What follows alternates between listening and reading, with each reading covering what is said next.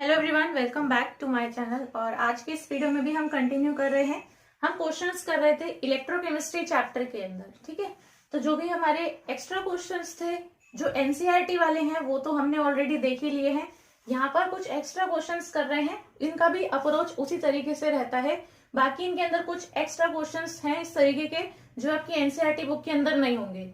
ठीक है, तो ये सारे वही क्वेश्चंस हैं, इनसे आपकी अच्छी प्रैक्टिस हो जाएगी बस एग्जाम रिलेटेड जो भी होती है। और यहाँ से भी आप क्या है ज्यादा से ज्यादा क्वेश्चंस को प्रैक्टिस करके सीख सकते हो। ठीक है, तो आपकी प्रैक्टिस इसमें क्या होगी, अच्छी हो जाएगी। तो देखिए यहाँ पर हम फर्स्ट क्वेश्चन देख लेते हैं। अभी जो फर्स्ट क्वेश्चन है इसकी मैंने यहाँ पर ये सेल रिप्रेजेंटेशन लिखा हुआ है। जो ये क्वेश्चन आप देख रहे हैं इसके अंदर सेल रिप्रेजेंटेशन गलत दिया हुआ है, क्वेश्चन के अंदर गलत है। ये जो लिखा है ये सही लिखा है।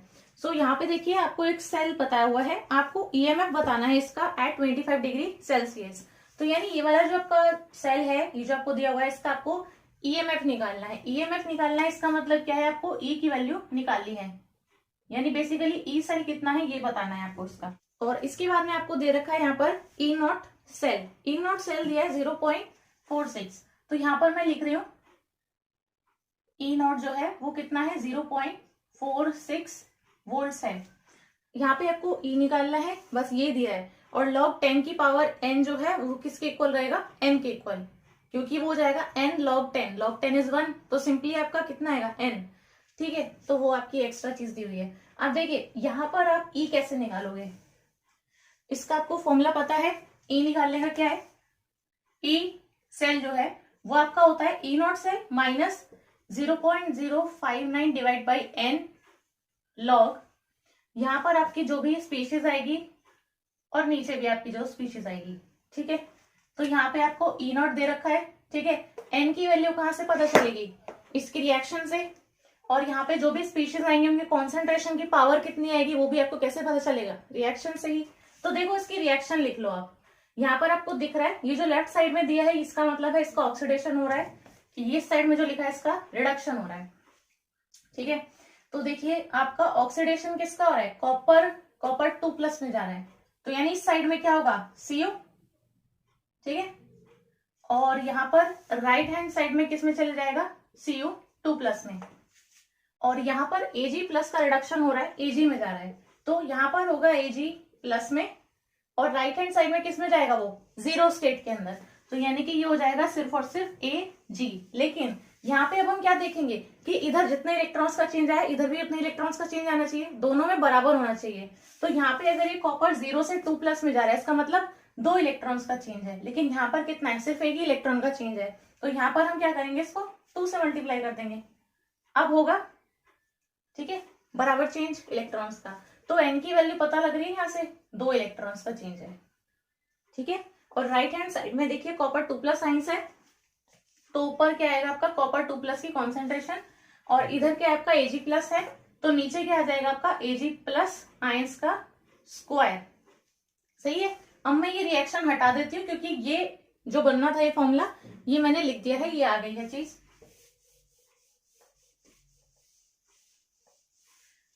अब यहाँ पे आप सीधा वैल्यूज पुट कर सकते हैं और सॉल्व किस तरीके से करना है ये आपको आना चाहिए। ई नॉट दिया हुआ है 0.46 माइनस 0.059, एन की वैल्यू 2 है, लॉग कॉन्सेंट्रेशन आपको दी हुई है। ये जो क्वेश्चन में लिखा हुआ है कॉन्सेंट्रेशन यही वाली रखेंगे, कॉपर 2+ ऊपर है, 10 की पावर -1 है उसकी कॉन्सेंट्रेशन। Ag+ का स्क्वायर है, Ag+ कितना है 10 की पावर -3 का स्क्वायर। ठीक है, पहले आप इसको अलग सॉल्व कर सकते हो, पहले ये हम लॉग वाली चीजों को सॉल्व करते हैं। तो आगे वाला जो चीज लिखी है उसको मैं एज इट इज लिख रही हूँ, यहाँ पे ये लाइन हो गई। ठीक है, अब इसके ऊपर आते हैं, यहाँ पर है हमारा लॉग, इधर 10 की पावर -1 ऑलरेडी है। देखो ये आपका कितना हो जाएगा, 3 2 6 होता है, तो 10 की पावर -6 हो गया। अगर आप इसको ऊपर लिखोगे तो क्या हो जाएगा, 10 की पावर +6 है ना। और क्योंकि बेस सेम है तो आपकी पावर्स हमेशा ऐड होती हैं, तो 10 की पावर -1 + 6 हो जाएगी। तो -1 + 6 कितना होता है, प्लस का 5, तो 10 की पावर कितनी आई 5।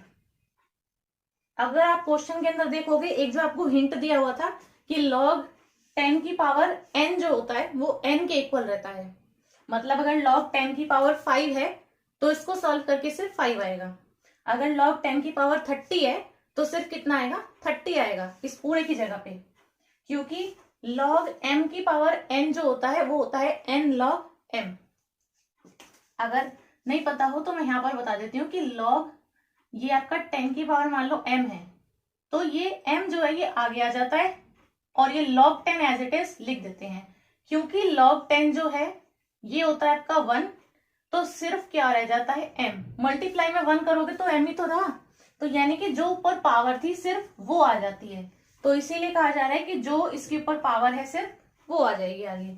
तो जो भी आपका है यानी 0.46 माइनस, देखो इसका अगर आप हाफ करते हो तो ये वैल्यू तो रट जानी चाहिए कि डिवाइड बाय जब भी 2 है तो ये आपका 0.0295 आता है, मतलब ये रट जाती है चीज, ठीक है, करते करते ही। और यहाँ पे कितना आएगा 5, तो ये वाली जो भी वैल्यू है इसको आप 5 में मल्टीप्लाई कर लो और इधर वाले में से माइनस कर लो, तो आपका आंसर आ जाएगा। अगर जो बिल्कुल सॉल्व कर रहे हैं तो मैं उनको बता दूं 0.1475 आएगा मल्टीप्लाई करके, ठीक है, और 0.46 में से फिर आप इसे माइनस करेंगे तो आपके पास में आ रहा है 0.3125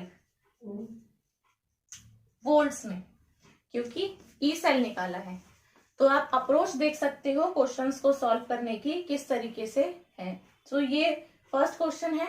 अब हम इसके अंदर नेक्स्ट क्वेश्चन देख लेते हैं। नेक्स्ट क्वेश्चन में है यहाँ पर आपको ईएमएफ बताना है फिर से। सो ई सेल हम निकालेंगे इसके अंदर, ठीक है, और यहाँ पर आपको जो है सेल रिप्रेजेंटेशन दे रखा है, SN लिखा है H+H2 और लास्ट में आपका प्लेटिनम लिखा है, क्योंकि हाइड्रोजन लिए ना यहाँ पे, इसके लिए आपको दोनों के लिए E0 सेल जो भी है इनका वो भी दे रखा है। जो भी इनकी E0 की वैल्यूज हैं दोनों की अलग अलग दी हुई है, मतलब।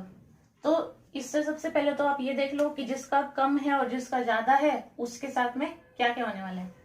सो इसमें से जो ये माइनस में है और ये 0 है, तो इसमें से जो छोटी वैल्यू है यानी कि ये, इसका क्या होगा ऑक्सीडेशन, और ये वाली वैल्यू बड़ी है तो इसका क्या होगा रिडक्शन।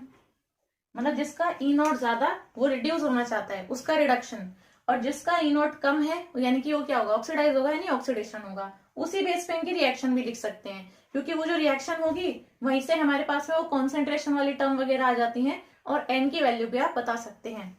तो देखिए ऑक्सीडेशन इसका हो रहा है, रिडक्शन इसका हो रहा है। ऑक्सीडेशन का मतलब क्या है कि आपका ये किस में जाएगा 2+ में जाएगा ऑक्सीडाइज, और ये जो आपका है H+ जो है ये आपका रिड्यूस होगा, तो यानी 2H+ लेना पड़ेगा।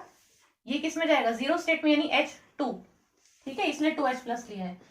सो स्टेट वगैरह इनकी हो सकती है। बाकी देखिए N की वैल्यू पता लग रही है, 2 इलेक्ट्रॉन्स का चेंज है, और यहाँ पर आपका SN2+ है, यहाँ पर आपकी H2 गैस है, और यहाँ पे आपका H+ आयंस है।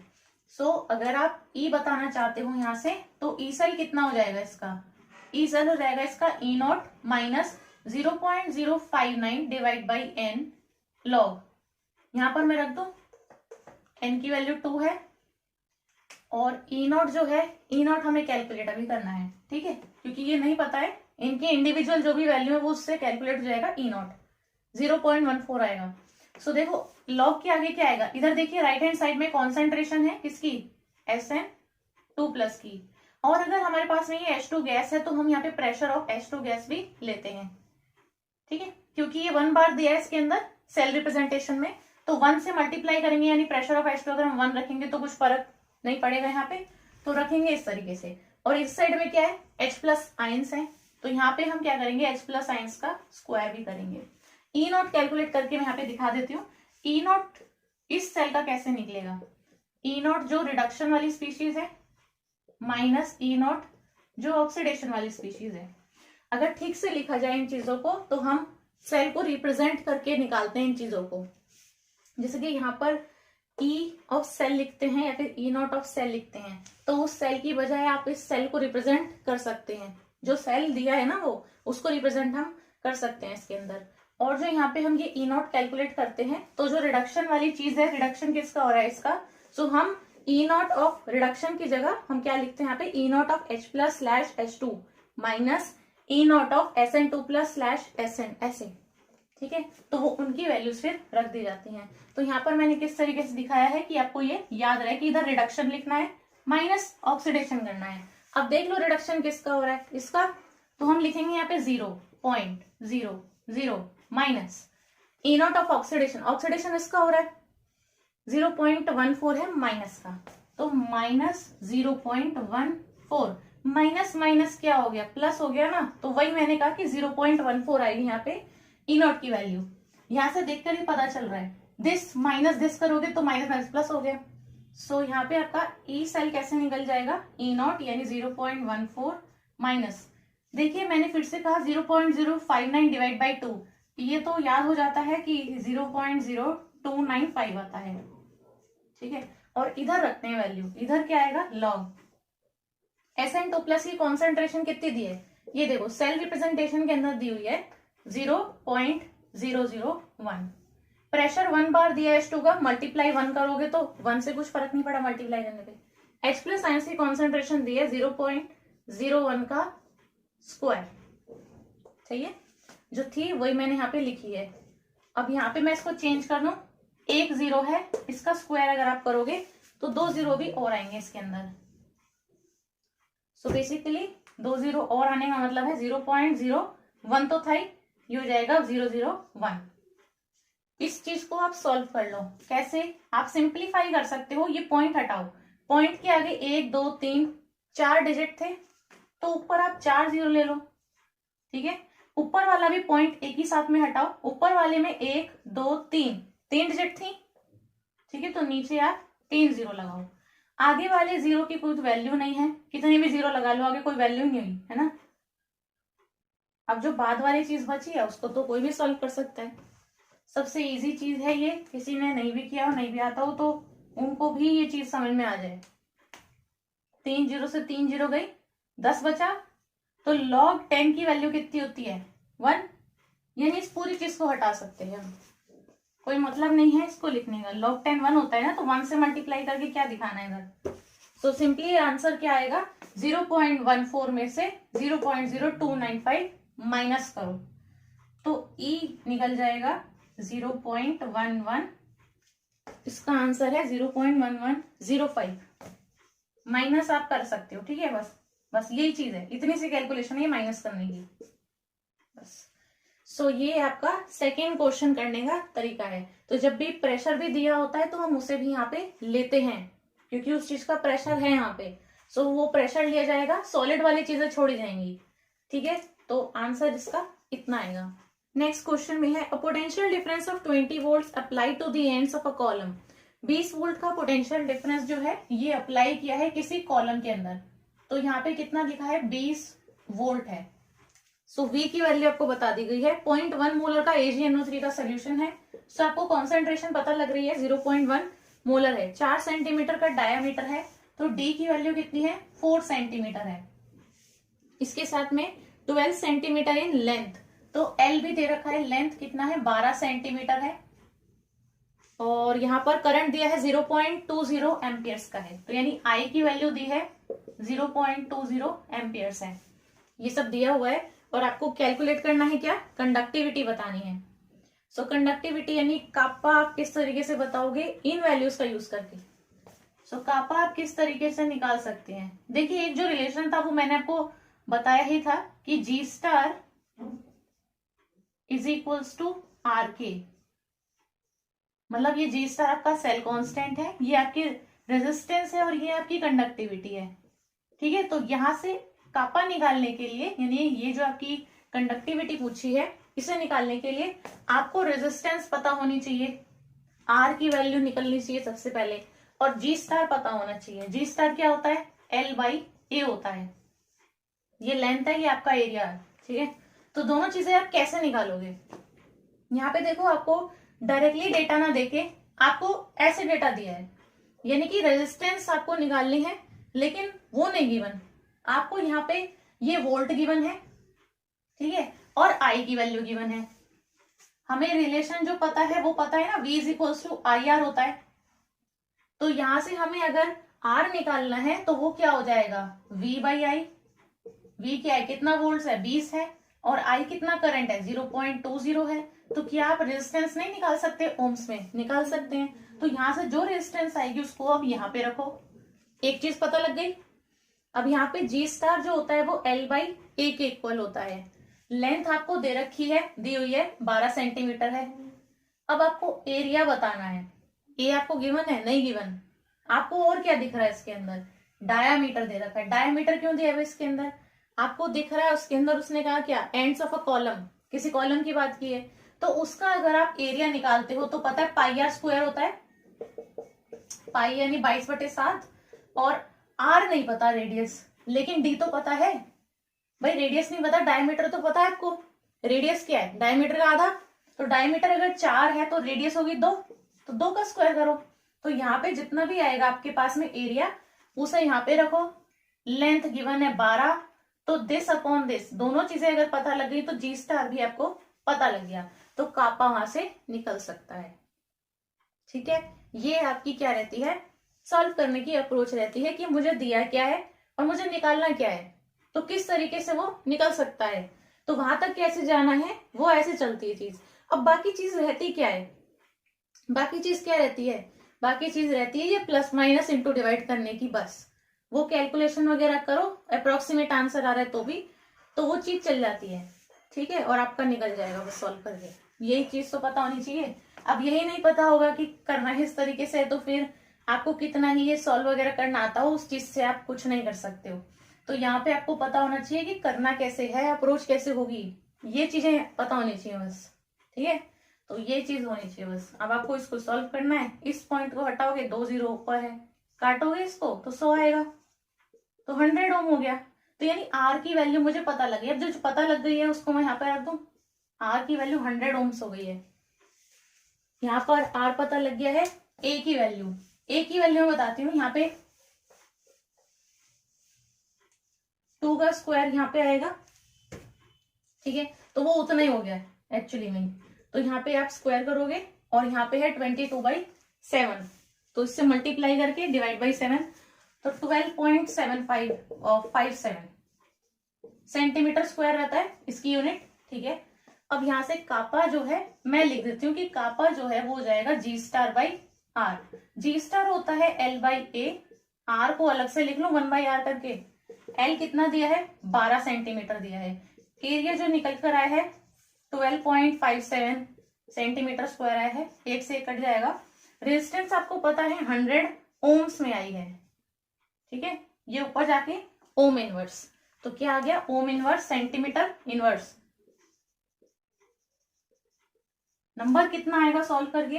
12/12.75 है, और फिर डिवाइड में ही आपका 100 है। तो अगर आप सॉल्व करोगे तो 9.5 इंटू 10⁻⁻3, ये आपका आएगा क्या? कंडक्टिविटी। यानी फर्स्ट पार्ट जो पूछा है वो इतना आपका कैलकुलेट करके आएगा बस। अब इसके अंदर एक और पार्ट है। ठीक है, एक और पार्ट है, उसमें आपसे क्या पूछा है? मोलर कंडक्टेंस पूछा है। तो ये जो आपको दिया था कॉन्सेंट्रेशन, इसका यूज करना था आपको सेकंड पार्ट के लिए। ठीक है, क्योंकि कापा नहीं आपका निकल गया, यहाँ से निकल गया ना कापा आपका यहाँ से, तो जो कापा निकल गया है वो आपकी मोलर कंडक्टिविटी निकालने में हेल्प करेगा। यहाँ पर वैल्यू रख के इनटू करेंगे क्या? 1000, क्योंकि सेंटीमीटर में है, यहाँ पे आपकी जो कॉन्सेंट्रेशन है वो आएगी। तो कापा है 9.5 इंटू 10⁻³ मल्टीप्लाई करेंगे ये 10⁻³ से। इसको मैंने 10⁻³ लिख दिया, अल्टीमेटली कैंसिल। मोलरिटी कितनी दी है? 0.1 दी है, तो ये 9.5 है, ये 0.1 है। यहाँ पे आपकी यूनिट्स कितनी आ जाएंगी? साइमन सेंटीमीटर स्क्वायर पर मोल के अंदर आएगी।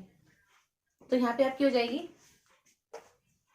सिंपली 95 करके, जो भी है 95, क्योंकि ओम इनवर्स है तो उसको साइमन लिख सकते हैं। यहाँ पे सेंटीमीटर स्क्वायर पर मोल, ये आपका आंसर है इसके अंदर। तो ऐसे चीजों को आपको यूज करना होता है कि किस तरीके से आप किस तक पहुंच सकते हैं आंसर तक। बाकी आपकी कैलकुलेशन वाली चीज रह जाती हैं, वो आपको एट द मोमेंट इस तरीके से करनी होती हैं। तो जहां पर भी आप सिंप्लीफाई कर सकते हैं चीजों को, जहां पे आपको डायरेक्टली दिख रहा है माइनस है, ये प्लस है, ऑटोमेटिकली 0 पॉइंट को हटाओगे, 1 0 ऊपर, तो एक पॉइंट अगर आप राइट हैंड साइड में खिसकाओगे तो पूरा 95 हो गया। तो यहाँ पे कोई 10 की पावर लिखने की जरूरत नहीं पड़ेगी इस तरीके से। तो ऐसे करके आप खुद से दिमाग लगा के और चीजों को सिंप्लीफाई करना सीख सकते हैं। नेक्स्ट में है the molar conductivity at infinite dilution of Al2SO4 whole thrice इज इतना, आपको मोलर कंडक्टिविटी दी हुई है। सो लैम्डा m आपको दे रखा है, ठीक है। किसके लिए दिया है? Al2SO4 होल थ्राइस, इस चीज के लिए दिया हुआ है। ये आपको दे रखा है 858, ठीक है, 858 है साइमन सेंटीमीटर स्क्वायर पर मोल, यही यूनिट रहेगी इसकी।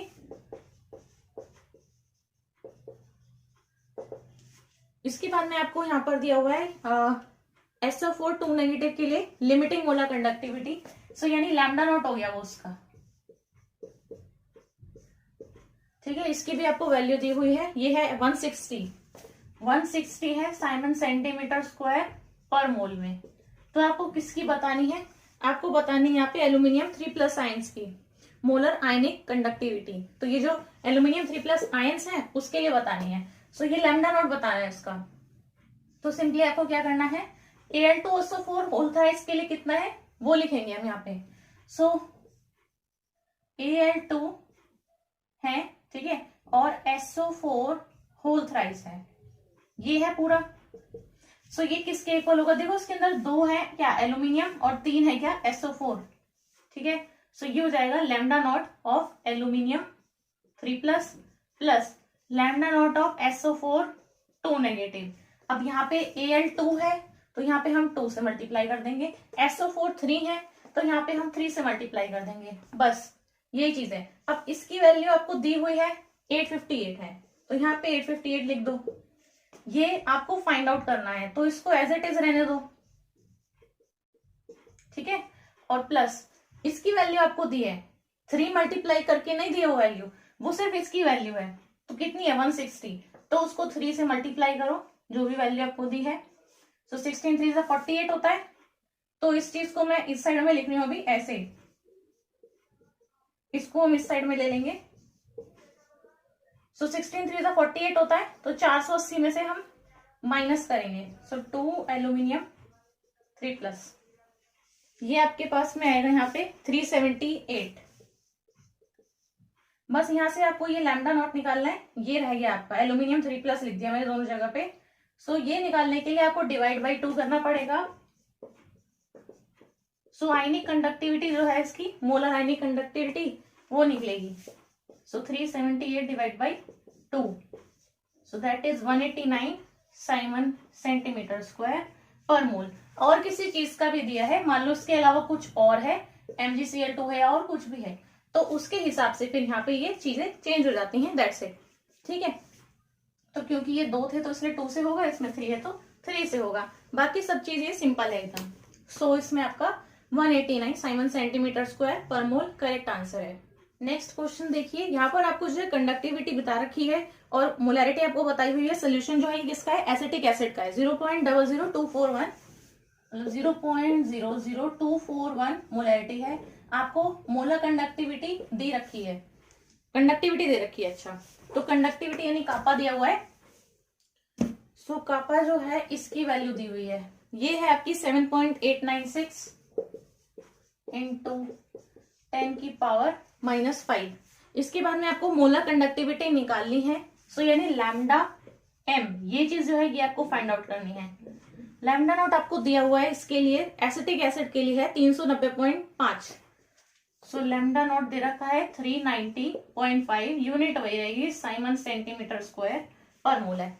इसके बाद में आपको बताना है इसका डिसोसिएशन कांस्टेंट भी, यानी जो k की वैल्यू होती है वो भी बतानी है। तो पहले तो यही निकालेंगे हम। ये चीज कैसे निकालोगे आप? जो फॉर्मूला है पहले तो उसको लिखो। इसे निकालने के लिए किस किस चीज की जरूरत पड़ रही है पहले हम वो देख लेते हैं। सो लैम्डा m लिखा है, ये मोलर कंडक्टिविटी जो है ये क्या होती है? जो कंडक्टिविटी है, जो कॉन्सेंट्रेशन है, यानी जो मोलैरिटी में दी हुई है, ये बनेगा। अब यहाँ पे आपको ये दे रखा है, ये रही, तो रख देते हैं 7.896 इंटू 10⁻⁻5। ये 10⁻3 लिख दो मैं इसको साथ में, ठीक है, तो 10⁻⁻2 बचेगा बस। अब इस पॉइंट को आप इस तरफ खिसकाओगे तो वो और कम हो जाएगा, 0 हो जाएगी वो वैल्यू। अब यहाँ पे देखो नीचे आपकी मोलैरिटी इतनी दी हुई है 0.00241 इतनी दे रखी है। यहाँ से आप इसको हटा सकते हो, या फिर इस तरफ खिसकाओगे तो 10 की पावर कुछ आ जाएगी, ऊपर ले जाके उसको सॉल्व कर सकते हो। ये सब अप्रोच है सॉल्व करने की। सो यहाँ से आपके पास में मोलर कंडक्टिविटी आई, क्योंकि दोनों चीज गिवन थी, ये भी और ये भी। सो मोलर कंडक्टिविटी आपके पास में आ जाएगी। यहाँ पे मैं बता देती हूँ 32.76। अगर आप करोगे, अगर आप करते हो सॉल्व खुद से तो करके आप देख लेना 32.76 आएगा। तो ये चीज जो पूछी थी क्वेश्चन में, इसका हमने बता दिया आंसर। एक चीज और पूछी है जो आपका क्या है, डिसोसिएशन कांस्टेंट है, यानी के की जो वैल्यू है वो आपको बतानी है। तो आप के कैसे बताओगे यहाँ से? देखिए के का भी सिंपल फॉर्मूला है। डिसोसिएशन कांस्टेंट क्या रहेगा, एसिटिक एसिड के लिए C alpha square upon 1 minus alpha होता है। सी कॉन्सेंट्रेशन है जो कि ये वाली है। अल्फा, अल्फा कैसे निकालते हैं? अल्फा जो होता है वो कैसे निकलेगा, इस तरीके से। सो मोलर कंडक्टिविटी है आपकी 32.76, डिवाइड में जो आपको दी है वो है 390.5। डिवाइड करोगे तो अल्फा की वैल्यू आएगी, इधर रखेंगे कॉन्सेंट्रेशन मल्टीप्लाई अल्फा का स्क्वायर डिवाइड बाई 1 माइनस जो डिवाइड करके अल्फा की वैल्यू यहाँ पे आएगी। तो अल्फा जो है 0.0839 आ रहा है, तो यहाँ पे रख दो 0.083। ठीक है। और जब आप इस पूरे को सॉल्व करोगे, ये वाला जो है स्क्वायर करके मल्टीप्लाई और 1 में से माइनस करोगे डिवाइड करने के बाद 1.85 इंटू 10 की पावर माइनस 5 आना चाहिए आपका। 1.85 इंटू 10 की पावर माइनस 5 ये आंसर आएगा अगर आप सॉल्व करते हो पूरी तरीके से। बाकी अप्रोच क्या है और कौन सी चीज पूछी है उसको कैसे लेके आना है, ये चीज सीखने वाली होती है, वो आपको मैंने बता दी है कैसे करना है सॉल्व। ठीक है। सो ये इसका करेक्ट आंसर है। नेक्स्ट है a solution of NiNO3 volt wise was electrolysed between platinum electrodes using a current आपको दे रखा है 5 एम्पियर्स का है। इसके अंदर आपको I की वैल्यू दी है 5 एम्पियर्स है। यहाँ पे आपको टाइम दे रखा है 30 मिनट्स का दिया हुआ है। इसके बाद में है what is the mass of Ni deposited at the cathode. तो यहाँ पे आपको क्या दिया है, NiNO3 होल ट्वाइस। अब यहाँ पे निकल जो है वो डिपॉजिट हुआ है, ठीक है, डिपॉजिट है। तो सोल्यूशन फॉर्म के अंदर ये Na2+ की फॉर्म में है। यहाँ पर मैं सोल्यूशन कर रही हूँ अभी। तो ये NiNO3 के अंदर ये निकल किसमें है, 2+ स्टेट में है। और इसने कहा कि कितना डिपॉजिट हुआ है। डिपॉजिट कब हुआ है, जब वो 0 स्टेट में गया है। तो यानी निकल 2+ ने क्या करा होगा, वो 2 इलेक्ट्रॉन लेके वो किस में चला गया, सिंपल Ni0 में। तो आपकी रिएक्शन बेसिकली क्या हुई है, निकल के डिपॉजिट होने के लिए कि यहां पर इसने क्या करा, ये 2 मोल इलेक्ट्रॉन की हेल्प से, 2 मोल इलेक्ट्रॉन जो है इनकी हेल्प से क्या हुआ, ये 1 मोल निकल का डिपोजिशन हो गया। बेसिकली ये रिएक्शन हुई। ठीक है। देखो जो 1 मोल इलेक्ट्रॉन पे चार्ज होता है वो कितना है, 96500 Coulomb's. Charge is in Coulomb's. अगर यहाँ पर 2 मोल इलेक्ट्रॉन यूज हो रहे हैं तो चार्ज कितना होना चाहिए, 2 इंटू 96500। करेक्ट है। अगर 5 मोल इलेक्ट्रॉन यूज होते हैं कहीं पर भी रिएक्शन में तो चार्ज कितना होना चाहिए, 5 इंटू 96500 कूलम्स। सही है बात, ये समझ में आ रही है। अगर भाई एक का प्राइस इतना है तो 5 का कितना हो जाएगा, उसका 5 गुना करेंगे। वही चीज है यहाँ पे भी। तो अगर 5 मोल इलेक्ट्रॉन पे चार्ज देखा जाए तो वो कितना हो जाएगा, 5 फैरेडे। 2 मोल पे कितना हो जाएगा, 2 फैरेडे। 1 मोल पे कितना हो जाएगा, 1 फैरेडे। 1 फैरेडे तो है वो 96500। तो हम कह सकते हैं कि यहाँ पर 2 मोल इलेक्ट्रॉन यानी कि 2 फैरेडे से 1 मोल निकल का डिपॉजिट हुआ है, या फिर मास की फॉर्म में लिखे तो 58.5 ग्राम निकल का हुआ है। करेक्ट है सेंटेंस। सो यहाँ पे आप ये चीज देख सकते हो कि 2 फैरेडे यानी कि इतना आपने दिया तो इतना डिपॉजिट हो गया। अब आप ये चीज देखो, क्योंकि ये जो मैं बताती हूँ ये होता है एक जनरल रिएक्शन के लिए, कि जो जनरल रिएक्शन है उसमें हो इतना रहा है कि इतना दिया तो इतना डिपॉजिट, इतना दिया तो इतनी रिएक्शन हो गई। ये तो एक जनरल चीज। लेकिन जो इतना आपको क्वेश्चन में बताया है कि इतना करंट इतने टाइम तक पास किया तो कितना डिपॉजिट होगा, वो हमें कैलकुलेट करना होता है। सो ये तो हो गई एक जनरल चीज कि अगर मैं इतना इतना करूं तो इतना इतना मुझे मिल जाता है डिपोजिशन। लेकिन जो क्वेश्चन में आपको दिया है उसके अकॉर्डिंग कितना करंट पास हुआ उसके हिसाब से आप दिखाते हो कि इतना पे डिपॉजिट होना चाहिए। जिसको हम x मानते हैं बेसिकली। सो ये सिंपल सबका अप्रोच रहता है। सो सब में क्वेश्चन के अंदर अलग अलग, यहाँ पे कोई सॉल्ट दिया होगा, टाइम अलग होगा, बस करंट अलग होगा, चीजें अलग होंगी, यहाँ पे मास अलग होगा, ठीक है, यहाँ पे इलेक्ट्रॉन्स अलग हो सकते हैं। फॉर्मेट तो वही रहा, चीज तो सेम ही है, ठीक है, तो कुछ अलग नहीं होता इसके अंदर। तो यहाँ से I और T का यूज करके यहाँ वाला जो चार्ज है ना कूलम्स में, वो यहाँ पर लिखेंगे। तो यहाँ पे निकाल देंगे कि जब इतना पास किया तो कितना हमारा निकल डिपॉजिट हुआ, समझ गए। तो यहाँ पे जो कूलम है ना, यही पता लगाना है, किससे, I और T की हेल्प से। क्यों? क्योंकि हमें पता है क्या होता है, Q is equals to IT होता है। तो जो I है करंट, उसको मल्टीप्लाई कर देंगे टाइम में। अब टाइम को फिर देखो वो मिनट में है, आवर्स में है कि सेकंड में है। टाइम हमेशा रखेंगे हम यहाँ पे किसमें, सेकंड में। अगर मिनट में है तो सेकंड में चेंज करो, अगर आवर्स में है तो उसे भी सेकंड में चेंज करो, अगर घंटों में है तो यहाँ पे हम उसको फिर सेकंड में चेंज करते हैं। क्योंकि मिनट में है तो उसको 60 से मल्टीप्लाई करेंगे तो उतने सेकंड हो जाएंगे, ठीक है ना। तो यहाँ पर आपका आ जाएगा 9000 कूलम्स। तो यहाँ पे 9000 कूलम्स लिख देती हूँ मैं। और जो 2 फैरेडे है उसको हम कैसे लिखेंगे, 2 इंटू 96500 कूलम्स। तो जो सॉल्व करने वाली चीज है उसको मैं यहाँ पर रहने देती हूँ, ये वाली चीज है बस, कि अगर यहाँ पर हमने 2 इंटू 96500 कूलम्स देते हैं तो इतना ग्राम निकल डिपॉजिट होता है। तो अगर 9000 कूलम देंगे तो कितना ग्राम निकल डिपॉजिट होगा, नहीं पता है उसको आप x मान लो। सबसे बेसिक चीज है ये, इजीएस्ट है। और ठीक है, इसको आप इधर ले जाओ, इसको आप इधर ले जाओ, क्रॉस मल्टीप्लीकेशन जैसे करते थे ना, बिल्कुल वैसा ही है। तो ऊपर 58.5 ग्राम पहले से ही था, ठीक है। ये जो नीचे 9000 है ये ऊपर जाएगा क्रॉस मल्टीप्लाई में, तो 9000 को मल्टीप्लाई कर लो, और ये जो ऊपर है ये आ जाएगा नीचे, क्योंकि x चला गया ऊपर। तो इधर आ जाएगा 2 इंटू 96500, 2 0 से 2 0 वैसे ही काट लो, इधर मल्टीप्लाई करो, 965 और 2 है, जो चीजें कट रही है उन्हें काट लो, ठीक है। तो आपके पास में मास आ जाएगा ग्राम्स में, मास आएगा निकल का बता दूं 2.73 आ रहा है ग्राम्स, निकल का मास आ रहा है यहाँ पे 2.73। तो ये चीज आनी चाहिए बस, बाकी ये तो डिवाइड और मल्टीप्लाई वाली चीज है, ये तो कोई भी कर सकता है। सो इसका आंसर आपका इतना आएगा, खुद से भी आप करके देख सकते हैं। नेक्स्ट देखिए यहाँ पर है calculate the EMF of the following cell. EMF आपको निकालनी है, ई की वैल्यू बतानी है यहाँ पर, ठीक है। आपको सेल का रिप्रेजेंटेशन दे रखा है, यहाँ पर कैडमियम जा रहा है 2+ में और H+ इज इन H2, ठीक है। आपको यहाँ पे 0.8 ATM दे रखा है, यानी इसका प्रेशर ऑफ H2 दे रखा है। आपको कॉन्सेंट्रेशन दे रखी है दोनों ही तरफ आयंस की, और E0 आपको बता रखा है। कैडमियम के लिए कितना दिया है, -0.40 दिया है। सो E0 दे रखा है आपको, कैडमियम 2+ -0.40 वोल्ट इतना दिया हुआ है। अब आपको ईएमएफ निकालनी है इसके अंदर। तो देखिए जो आपको वो सेल रिप्रेजेंटेशन इसके अंदर दिया हुआ है उसी से आप बता सकते हैं कि भाई कैडमियम का क्या हो रहा है, ऑक्सीडेशन हो रहा है यहाँ पे, ठीक है। तो ये 2+ में जा रहा है, और H+ जो है वो इलेक्ट्रॉन्स लेके क्या दे रहा है, H2 दे रहा है, तो यहाँ पे 2H+ कर लेते हैं।